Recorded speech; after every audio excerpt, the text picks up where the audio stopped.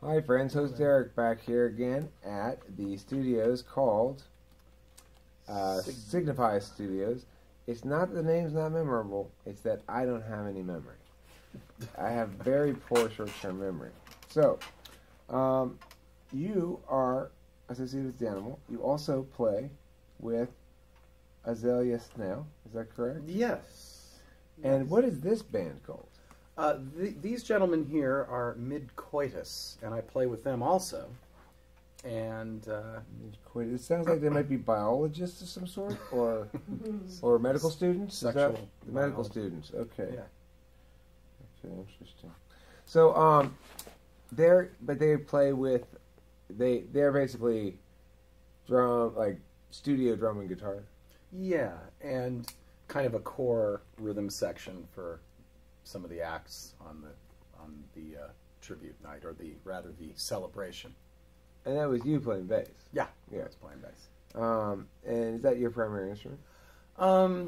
It depends on what I'm doing. Generally it's bass guitar, piano, and drums. But I rarely play drums live. I just do that in the studio. But I would say the first instrument I ever played was piano. So I would say that's my primary instrument. Oh. Now, rumor has it you've taken up a recent passion for the hurdy-gurdy. Is it true? Well, now that you tell me that, I guess so. One of nature's least well understood instruments. It's got a subtle genius to it that people just don't appreciate. Well, Donovan did. Did he? Donovan. Did he include the hurdy-gurdy? Yeah, hurdy-gurdy. I think that was my introduction to that instrument, actually. So, I don't know this venue this place is playing at. It sounds like it must be a fairly big venue because I see quite a long list of names of people who are going to be participating. Yes, yeah. Oh my gosh, yeah. That I copied down from the email. He got the whole thing.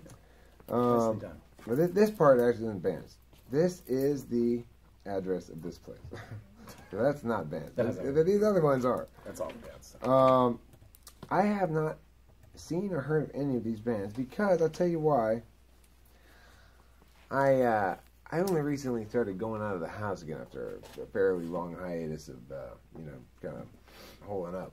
So I haven't had a chance to see what's going on. If you were going to say one band on this list that you have nothing to do with, and one band on this list that you have something to do with that I shouldn't miss, okay, I should look at this. That I should not miss. Say, host Eric, you got to go see this band. Let's see here. That's a tough question.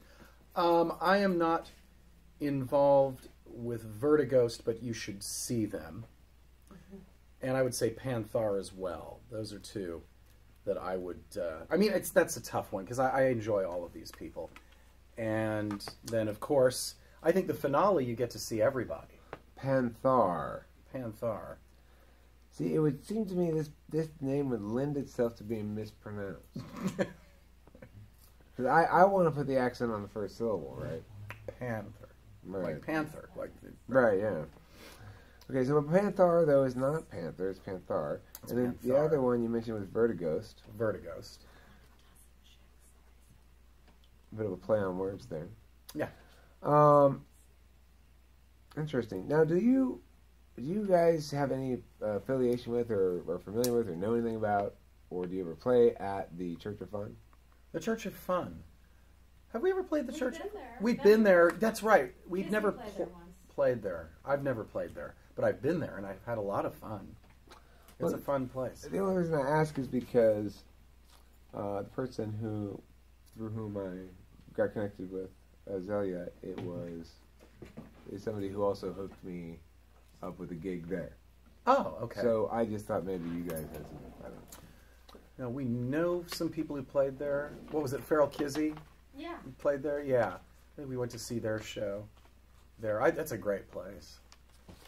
They have that backyard with all the cool stuff in it, it's found like the woodwork. objects. It reminds me of a place in Berlin. Yeah, it's kind of a Euro DIY feel. It's really cool. Yeah, it's interesting. I've been there for a couple of different shows, the SIA shows. Mostly just to see shows. Yeah. And I like the fact that it's kind of like it's a house, but it's got actual. It's more like a venue than a house, really. Yeah, you know? but the root of it is a house, Right. kind of a thing, Right. and they've turned it into this like sectioned off. It's really great, man. I'm done with it. Are you living a linear life, or you're heading towards something specific? I feel like I have been, but I haven't gotten there totally yet. But it's linear with random interludes. Probably. So, are you heading in the right direction? I feel that. I feel I am. Yeah. Because I stuck with the music. I stuck with Right. with playing and writing music, and And is that? I mean, do you work in that industry? I do. You yes. do. Yeah. Cool. I mean, well, it kind of looks like it. The fact that he plays is kind of fancy and everything. Yeah. And yeah, I've been a musician my whole life, and I've always managed to keep make it my living. Sometimes you have to wear multiple hats. But Right. you make the one income, but it can be done. Well, people do need highly competent musicians. Yeah. If you're really good and you really know what you're doing, Yeah. then because I actually am paying the drummer and the keyboardist and the guitarist in my band. So. Oh wow, yeah. I've done that in bands too. Yeah, I pay people, but I've also been on both sides of that, and it's cool. If you can, really, like you said, if you're really competent at it, you can be really busy even now. Well, and the thing is, I really like paying people because then you don't have to play around so much with the social stuff. You're just like, no, this is the part you have to play. You're right. It's a gig. Yeah. And it's exactly. No, that's very true. Yeah, exactly. It's interesting how it changes the dynamics. Well, I mean, you're basically living the dream of a lot of people. It maybe even was my dream at one point, but probably not anymore. But you write music, though. You have. Yeah, I'm your band. busy musically. It's not my primary medium, I guess I'd say. Right. I like music a lot. It's my aspirational medium. I see. It's my fun medium. Yeah. And but have you ever had to live the employer full-time job thing? No. I worked part-time jobs in high school. I worked at a French restaurant, and I did that. Actually, I had two jobs, so it was almost like I was working full-time. I worked at a picture framing warehouse, and then I worked at a French restaurant so I could buy a 4-track and some other gear. And then once I got into college and I really got more serious about the music thing, I was gigging professionally. So I didn't have to do the 9 to 5 thing. So have you played with famous people before? I'm sorry. You haven't, obviously. You have not played with any famous people, but you might have played with well-known musicians who are known to the general populace. Well, I've worked with like jazz musicians. Like I worked with Maynard Ferguson, Joe Williams, and people like that as a pianist. Those people are very well known. I'm familiar with them. If they had been on my show, they definitely would have been famous. That was the one thing. It's a rule, you that see. Missed. Yes. They missed. Their... They did. It's not their fault, but I hadn't started the show yet. So. Yeah. Anything you'd like to add that we didn't talk about here in this last minute?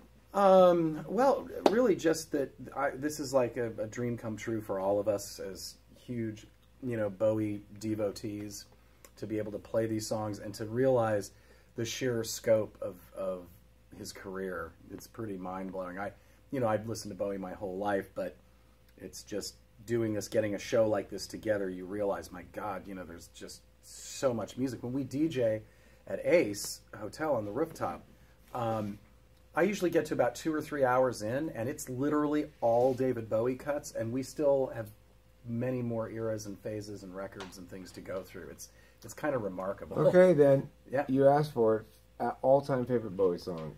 Oh, You have to. You have Okay. to. It's required because there's guerrilla warfare going on outside. There's communist Sandinistas. There's Sandinistas that are going to come in here. They're going to You kidnap like you. some of the early songs. I'm an early Bowie guy, so I'd have to say something. I mean, it's funny, but Well, oh, you know what I love? An Occasional Dream. An Occasional Dream. An Occasional Dream. I like the songs he wrote for Hermione after she broke his heart, because there was something that happened in his writing. You can hear he's really very sensitive about it, and he has a really interesting take on heartbreak. I am quite unfamiliar with Bowie's music, to be honest. I know some of the hits. That's it. I'd be much more familiar with his contemporary Lou Reed and the Velvet Underground. Oh yeah, well, but less so with Bowie. There's a great story where he actually got the acetate of that from his manager Ken Pitt, the Banana cover record, before anybody'd heard it in England. Ken Pitt, his manager, went to America to try to get some opportunities for maybe Bowie to come over in the '60s, and he brought the acetate back, and Bowie heard it and he fell in love with it. And Little Toy Soldier, which I don't know if it was released, basically has a whole Lou Reed line from Venus and Furs in it, and then he started to cover songs off the record, and nobody knew in England who the hell it was at that point. It's really, and David always said, "Now that's mod." Yeah. So I always love that story. Anyway, I should open up the floor to these. That's a good style to have, mod. Mod. It means you're modern, right? You're you're a modernist. Right. Yes, exactly. All right. Well, great talking with you. Thank you very much. Thank you.